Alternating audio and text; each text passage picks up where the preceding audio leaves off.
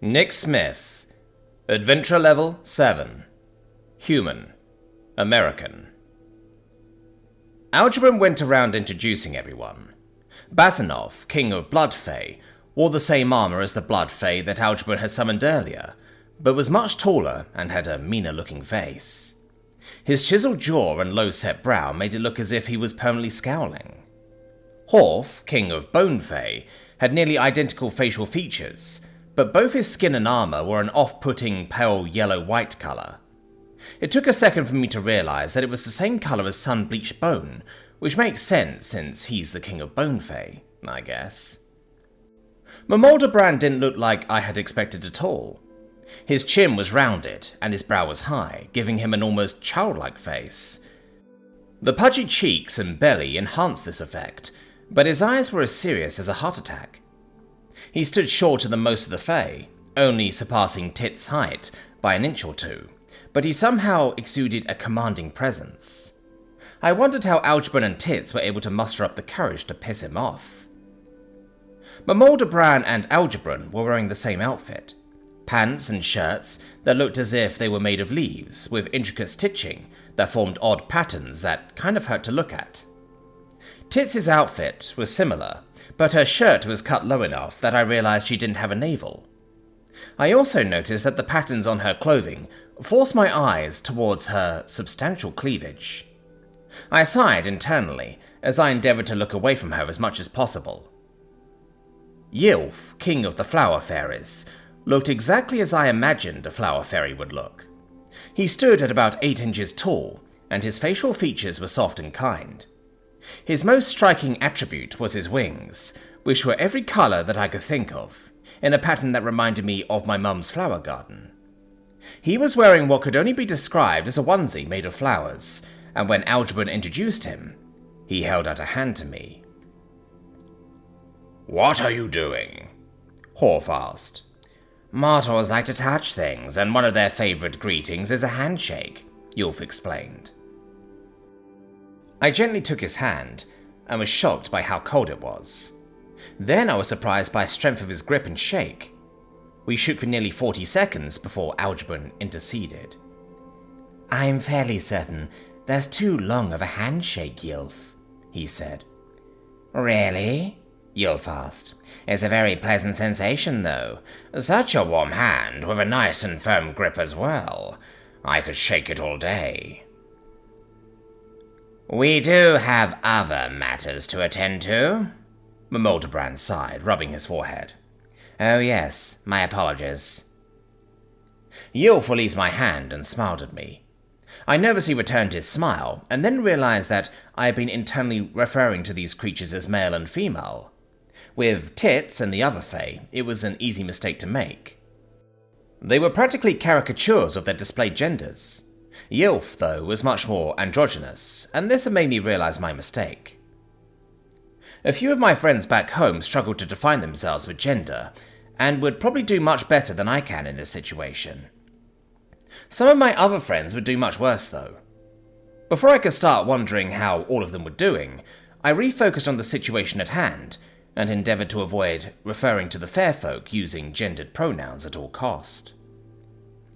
"Now that we are acquainted, let's get started," Mamoldebrand said, gesturing to the chairs and tables. The seating rearranged to form a semicircle facing 5 seats with matching tables. Algebron looked at me and gestured to the center seat. I sat, and York took the seat to my left. Algebron sat next to York, and both Tits and Nash tried to sit to my immediate right. "No, no." Tits winked at him and pointed to the other chair. "You sit there, I'll sit here." "But," Nash said, trailing off and looking to Algebron for help. "Honestly." Algebron shook his head. "Nash, you should let them take that spot. We should just be grateful that they're sitting in a chair and not on Nick's lap." "Now there's an idea," Tits said with a wide smile. "No," I stated emphatically. "Oh, come on, Nick, don't be like that. Uncross your arms and lean back so I can..." Mamoldebrand slammed a fist on the table in front of him. "Sit in the Frysdam chair. Now." Tit shot the King of the Archfey a venomous glare, but did as she was told. The two Archfey held eyes for a few moments before Mamordebrand turned his attention to me. "Now then," Mamordebrand said. "Nicodemus Liam Smith, I understand that you provided a name to both Algebron and Tits, and immediately afterward they were transformed into Archfey. I also understand that you are retouched. Please elaborate on your interaction with the being you spoke with in the void." "Mamordebrand, I feel that's unnecessary," Algebron interrupted. "I have already told you all about that interaction." Yes, Algebron. You saw his memories when your blood mingled. However, when viewing memories in such a way, the view is crystal clear. A perfected recollection, if you will. One's perceptions of one's memories are often different from the memories themselves, though. Nearly always, in fact. The higher ones are far trickier than even we, and it would be a simple matter for them to alter one's perception, to grant different information than what actually occurred. Huh? Horf and Basanov asked simultaneously, then shared an angry glance with one another. Mamordebrand sighed. To put it simply, with a little help from the higher one, Nick may have gleaned something from the memory that Algebron wouldn't have been able to. All eyes turned to me and my mouth went dry. What if what I tell them is wrong? What if they aren't able to get the answers they need? I can practically feel how powerful they are. What will I do if they get mad at what I say? We were attacked by bandits and I cast healing on a friend of ours who was injured. I ended up using all of my magic and lost consciousness, I explained. It was dark, then it was bright, and I was suddenly naked. Then there was Cass, except she wasn't really Cass. Irrelevant details, Mamordebrand interrupted. What did the higher one say to you? I assume it told you to do something. Yes, it told me that I was about to go down the wrong path, and I needed to see King Asinrath because some stupid mer were about to do some stupid things. It also told me not to tell anyone. Great. Now you've chastised him about irrelevant details. He left out some of the relevant ones, Ylf said, sticking his tongue out at Mamordebrand. Nick, we'd like your interpretation of these events as they happened. Start from when you met the higher one. Okay, we were both nude and I thought she was in disguise, but she, or it, I guess, it said that my brain was trying to make sense of where we were and that it was interesting that I saw it as my girlfriend, I explained. It told me that my brothers and I wouldn't know what to do when we got to Bolasir and that we needed to see King Asinrath or it would take years for me to figure out how to get home because some stupid mer were about to do some stupid things. It also called York cute. Not an inaccurate description, Ylf laughed. Go on. It said that it's rooting for me, and that the reason it didn't tell me exactly what I should do to get home is because of a pact. Then its appearance changed and I could see bright red chains binding it. I asked it if I should tell anyone about it, and it said no, because it would lead to violence and bloodshed. I asked why it was approaching me, and it explained that it really wanted to, and threatened to throw a temper tantrum if it wasn't picked. Then it told me to train, and I woke up. Yeah, that sounds like a higher one to me, Horf said bitterly. The details that the human remembers tell a story, Mamordebrand said. Nick saw the higher being as someone close to it, which... Yif interrupted. Nick is a male. Oh, I really don't give a shit, Mamordebrand snarled. When it comes to speaking, one should do it right or not at all, Archfey King, Basanov said. Fine. He saw the higher being as someone close to him. Happy? There you go, Yif grinned. Good job. Keep it up. Mamordebrand muttered something that sounded obscene before recomposing himself.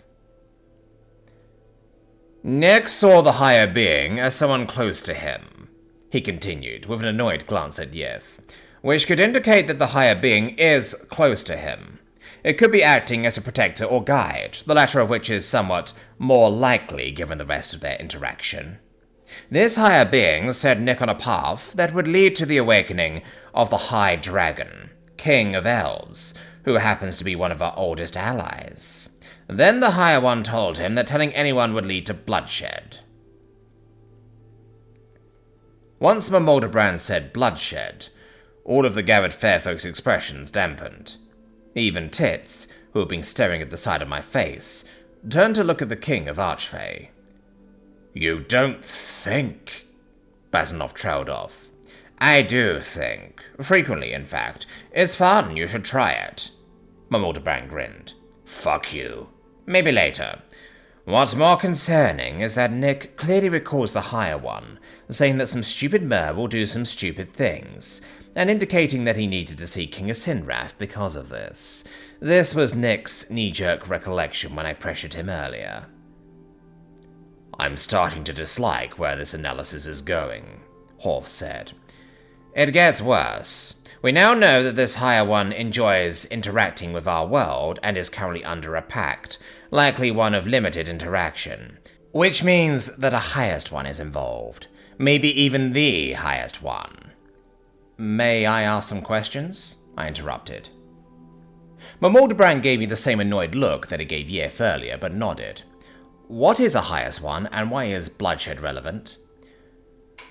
"Beings that are far more powerful than the highest ones, and had a hand in the creation of the universe," Algernon explained.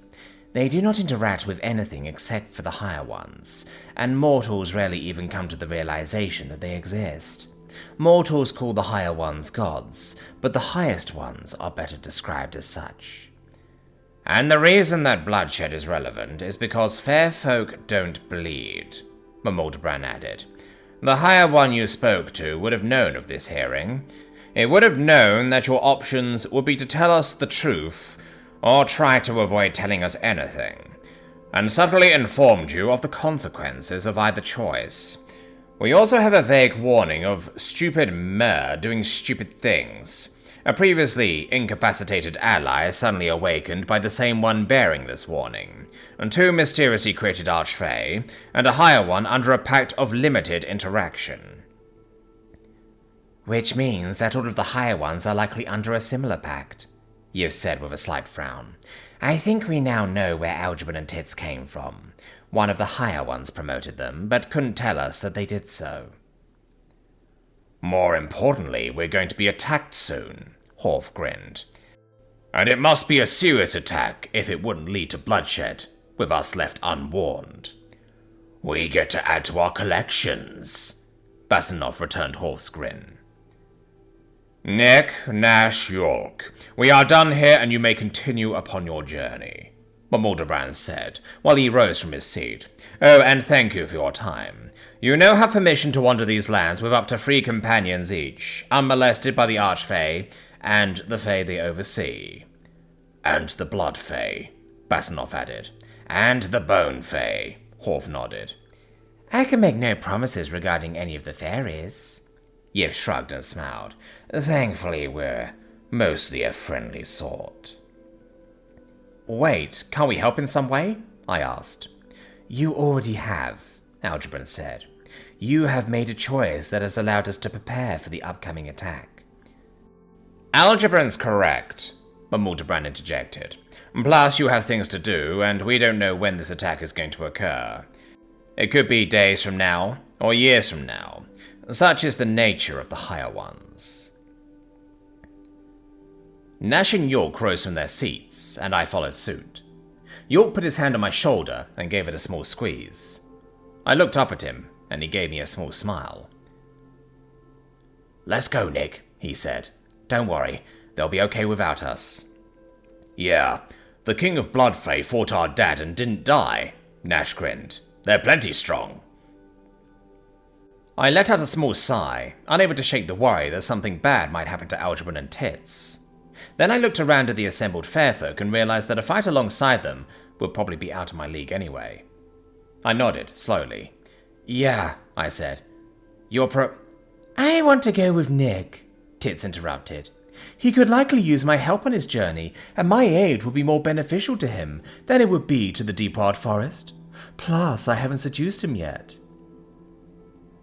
The clearing went silent as everyone turned to look at Tits in disbelief. A few seconds passed before Mamoldebrand cleared its throat.